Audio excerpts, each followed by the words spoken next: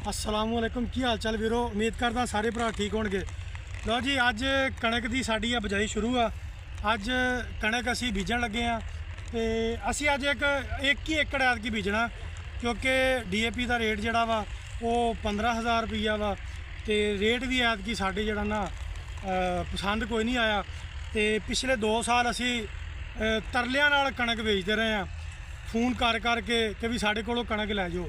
तो ऐतकी असी ये फैसला किया कि भी असी जड़ा ना हुण एक किला ही लाना तो बाकी जी मक्की खड़ोती आ उस तो अगे हुण आपां अगे जी आपां मक्की करांगे।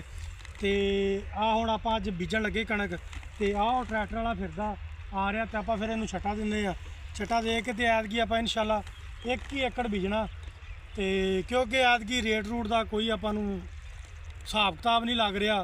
तो इस टाइम ही 3500 रुपया रेट आ क्योंकि जो ये कणक आनी आ उदों फिर ही ये कहना कि भी 2000-2200 रुपया रेट कणक का। तो इस तो आपां जी बाकी उत्ते मक्की करांगे मक्की तो मक्की तो इंशाअल्लाह जड़ा वा आपां सुहागा जड़ा छट्टा दे के उत्ते आपां सुहागा मार देना सी सुहागा कर देना। नाले एक होर तुहानूं दस्सां कि भी इहदा जड़ा पैली जी ना इन्हें तैयार नहीं करनी पैंदी। कई बंदे जोड़े पैली बहुत तैयार करते हैं ये सिर्फ आपां नूं 1 इंच चाहिए वा यदा भी 1 इंच जाए ये ज़्यादा थले जाएगा वह फायदा कोई नहीं है। ज़्यादा तो ज़्यादा 1.5 इंच या 2 इंच 2 इंच ले जाने का फायदा कोई नहीं है।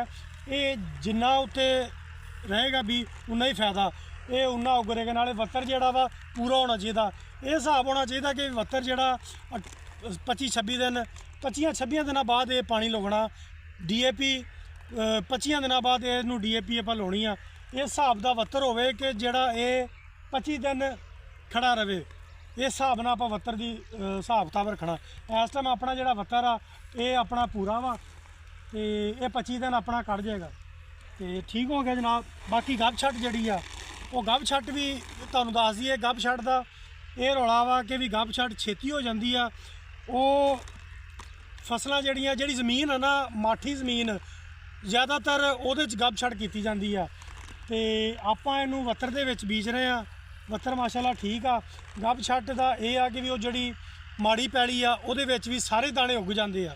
जिहदे विच माड़ा मोटा कलर आ जिहदे विच माड़ी पैली आ उहदे विच अपनी सारी जिहड़ी ना वो दाने उग पैंदे आ कोई दाना भी रहिंदा कोई नहीं। जिवें अपने सिर ते वाल आ ना गब छट इस तरह गब छट का सारे दाने उग पैंदे माड़ा दाना भी उग पैंदा उहदे च दाना रहिंदा कोई नहीं। ठीक हो गया जनाब ओके।